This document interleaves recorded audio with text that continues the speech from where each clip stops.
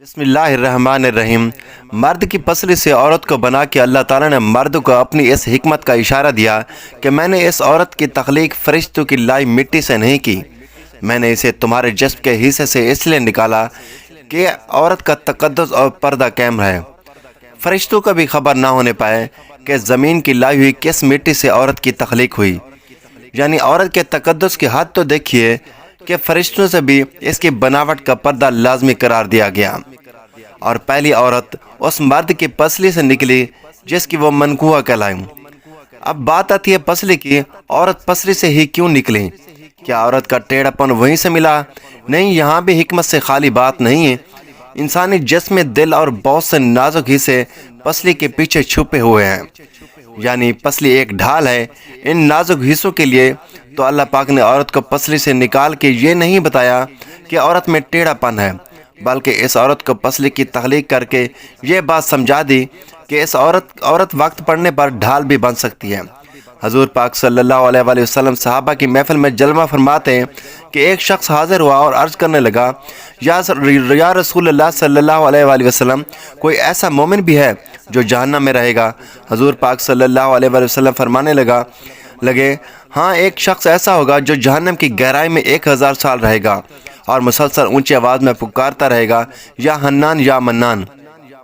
ایک دن اس قدر اونچی بلند آواز سے یا حنان یا منان کہے گا کہ حضرت جبرائیل علیہ السلام جہنم کے قریب سے گزرتے اسے سن لیں گے۔ حضرت جبرائیل علیہ السلام حیران ہوں گے کہ یہ کیسی عجیب بات ہے کہ کوئی مسلسل یا حنان یا منان پکار رہا ہے۔ حضرت جبرائیل علیہ السلام عرش کے سامنے حاضر ہوں گے اور سر سجدے میں رکھ کر خدا کی تسبیح بیان کریں گے۔ اللہ فرمائے گا، اے جبرائیل علیہ السلام سر اٹھاؤ۔ جیسے ہی حضرت جبرائیل علیہ السلام سر اٹھائیں گے تو اللہ فرمائے گا کہ بتاؤ جبرائیل علیہ السلام، کیا عجیب دیکھا؟ آج تم نے حضرت جبرائیل علیہ السلام عرض کریں گے، اے ہمارے رب، میں نے جہنم سے آتی ہوئی ایک آواز سنی جو کہ گہرے گڑھے سے لگ رہی تھی، کوئی پکار رہا تھا یا حنان یا منان۔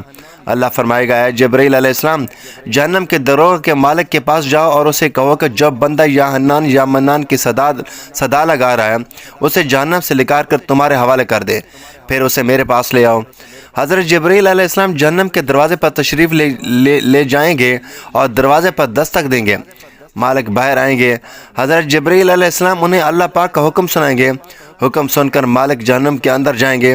حضرت محمد صلی اللہ علیہ وآلہ وسلم نے فرمایا، جیسے ماں اپنے بچے کو پہچانتی ہے، مالک ایسے جہنم کو پہچانتے ہیں۔ اس کے باوجود آپ یا حنان یا منان کہنے والے شخص کو تلاش نہیں کر پائیں گے۔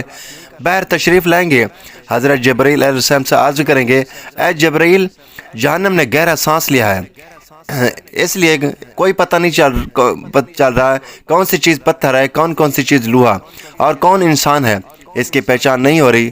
حضرت جبرائیل علیہ السلام پھر اللہ کی بارگاہ سجدہ کریں گے۔ اللہ پاک ارشاد فرمائے گا، اے جبرائیل علیہ السلام سر اٹھاؤ۔ تو یہاں یا حنان یا منان کہنے والے کو کیوں نہیں لائے؟ جبرائیل علیہ السلام عرض کریں گے، یا رب العالمین، دروغ جہنم نے بھی معذرت کر لی، کہتے ہیں کہ جہنم نے گہری سانس لی ہے، اسی وجہ سے پتھر، لوہا اور انسان کے درمیان کوئی فرق نہیں بچا ہے۔ تو یہ سب جل کر کوئلہ بن چکے ہیں، کس چیز کی پہچان نہیں ہو رہی۔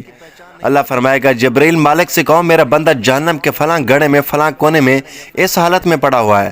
حضرت جبرائیل علیہ السلام جہنم کے دروازے پر جائیں گے اور حضرت مالک کو یا حنان یا منان پکارنے والے کا پتہ بتائیں گے۔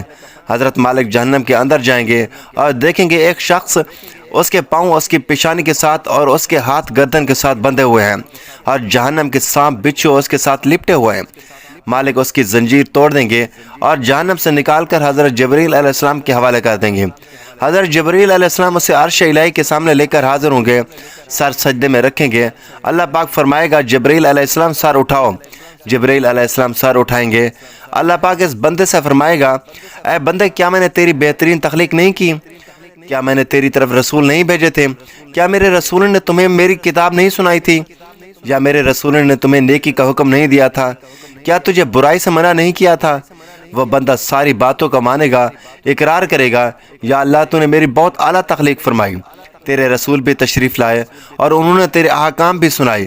اللہ پاک فرمائے گا، فلاں فلاں گناہ کیوں کیے؟ وہ عرض کرے گا، یا اللہ، میں نے اپنے جان پر ظلم کیا جس کی سزا مجھے جہنم میں ڈال دیا گیا۔ اے اللہ، اس کے باوجود میری امید نہیں ٹوٹی۔ مجھے تیری رحمت سے امید تھی، میں یا حنان یا منان پکارتا رہا۔ مولا تو نے مجھے اپنے فضل سے جہنم سے نکالا ہے، یا اللہ مجھ پر رحم فرما۔ اللہ پاک فرمائے گا، اے فرشتوں گواہ ہو جاؤ، میں نے اس پر رحم کیا اور اسے معاف کر دیا۔ ناظرین، آئیے اپنا اپنا محاسبہ کرتے ہیں۔ کیا ہم میں سے کوئی ایسا ہے جو کہہ سکے میں اپنے ایمان کا حساب کر سکتا ہوں؟ اپنے اپنے گریبانوں میں نظر ڈالیں، کوئی ایسی خوبی جس پر ہمیں یقین ہو کہ ہمیں دوزخ میں نہیں ڈالا جائے گا۔ ہزاروں سال کی باتیں بھی رد ہوتی دیکھی گئی ہیں، تو بس اللہ سے دعا کرتے ہیں کہ اے اللہ، ہم جانتے ہیں کہ اگر ہمارے ایمان کا سخت حساب لیا گیا تو یقیناً ہم نہیں بچ پائیں گے، ہم بے حد گناہ گار ہیں۔ لیکن اے اللہ، ہم تیری رحمت کا سوال کرتے ہیں، ہم سے حساب اپنے عدل و انصاف پر نہ لینا، بلکہ ہم پر اپنی رحمت اور عطا کا سایہ رکھنا۔ اے اللہ، ہماری دعا قبول فرما۔ قیامت کے دن جب لوگوں کے ایمان کا حساب و کتاب ہو رہا ہوگا، کچھ لوگ ایسے ہوں گے جن کو اللہ تعالیٰ بغیر حساب کے جہنم میں بھیج دے گا۔ صحابہ کرام رضوان اللہ علیہ اجمعین نے عرض کی، یا رسول اللہ صلی اللہ علیہ وآلہ وسلم، وہ کون سے لوگ ہوں گے؟ نبی کریم صلی اللہ علیہ وآلہ وسلم نے فرمایا، ظالم حکمران، وہ تاجر جو جھوٹ بولتا ہو، وہ بوڑھا شخص جو زنا کرتا ہو۔